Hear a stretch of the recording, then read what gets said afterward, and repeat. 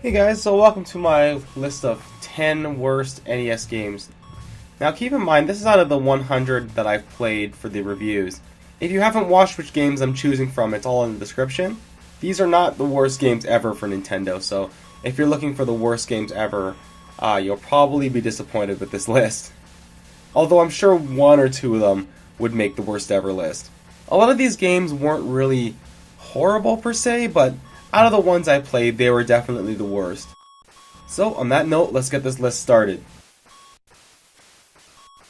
So at number 10, we have Silent Service. I just really didn't get this game, or where the fun to be had with it was.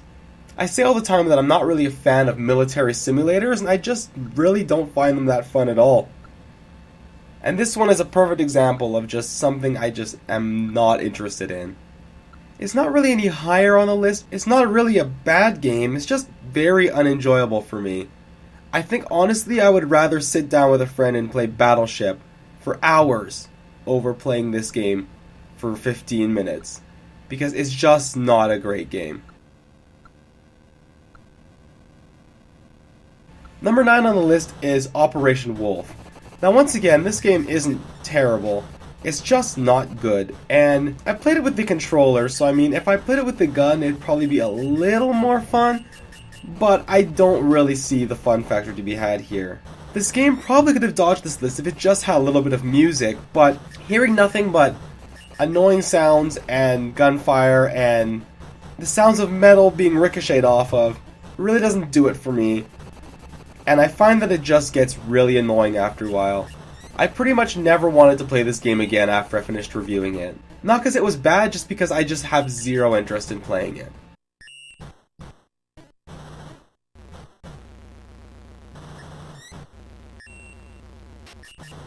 Number 8 on the list is Astyanax.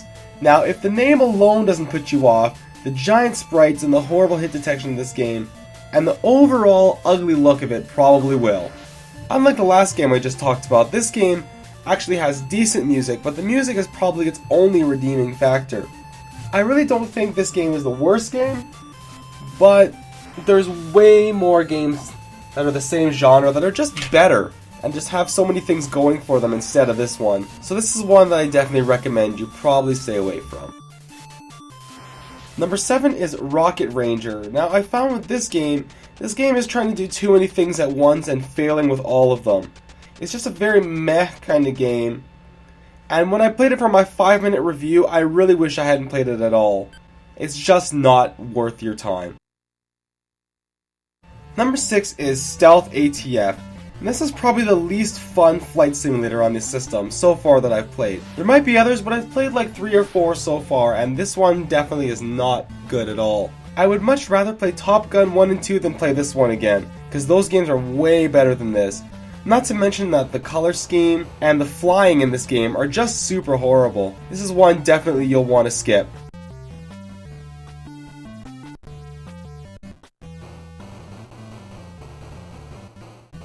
Number 5 on this list is Target Renegade. Now this Double Dragon ripoff pretty much takes everything that Double Dragon does super well and screws it all up.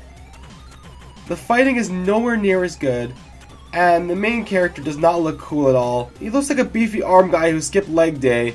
The enemies you fight are even worse. They pretty much look like Buff Otto on chicken legs. And I mean, just look at this guy's face. Look at it.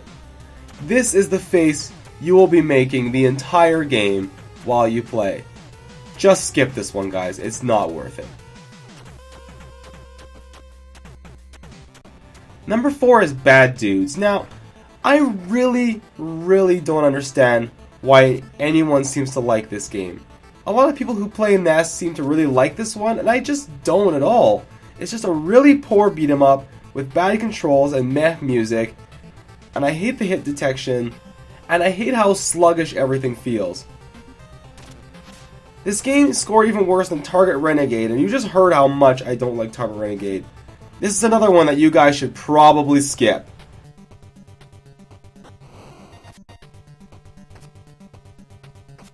Number 3 is Deadly Towers. Now this is a great idea for a game, just done so very poorly. I almost feel like some parts of this game were made just to frustrate the player. Like how the music starts every time you go into a new part of the level. Pretty much every time you go into a room, the music has to restart. The fact that you have a sword and you throw it, and you have to wait for it to go off screen if it doesn't hit the enemies before you can throw another one. And even the fact that some enemies at the very beginning of the game just take so many hits, just make you feel powerless and weak, and everything in this game just feels super unsatisfying. It's really just a boring, confusing RPG mess, and there is way better games that you could be playing, so I definitely would say you should skip this one. This definitely feels like the kind of game that would only be something that you would enjoy is if you got it as a kid and you didn't really have anything else to play, and you played it till you got decent at it or got good enough. But other than that, this game is not worth it.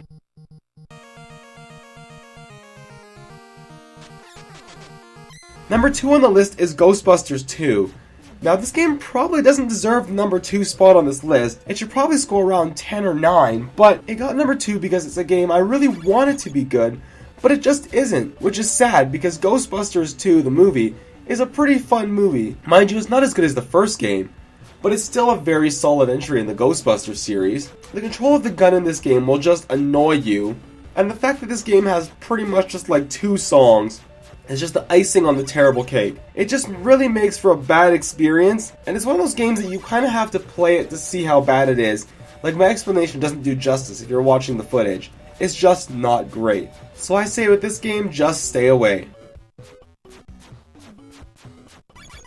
Number 1 on the list is Bart Simpsons vs. the World. Now I don't know what it is with NES, just having crappy Simpsons games, but holy, the 2 out of the 3 that I've played for NES are just real stinkers. If you want to play a game where you feel like you can moon jump on a moon made of ice, then this is your game. Because not only will you be moon jumping all over the place, you'll also be sliding all over too. Not to mention the hit detection in this game is pretty poor. And even for a Nintendo game, this game makes very little sense. The levels get more and more annoying as you play through them, not more and more challenging as it goes on, and it's just a really bad game. The only redeeming factor in this game is pretty much that little puzzle game you get to play between levels. Like, that is a lot more fun than this actual game, but really, those are like 50-cent puzzles you can go get at the store, and you'd be much better off getting that. Once again, this one probably doesn't deserve to be as high as it did like Ghostbusters, but it's another one that I really want it to be good, because I really do like The Simpsons, and it's disappointing to see this game be so low when the show at the time was so good and so funny. So there you have it, guys. That's the 10 worst NES games of the ones I've played so far. Next week we'll be hitting up the list of top 10 NES games that I recommend for everyone to play out of the 100 I've reviewed. But that's it for me today, guys. Thanks a lot for watching, and I will see you all later. Bye.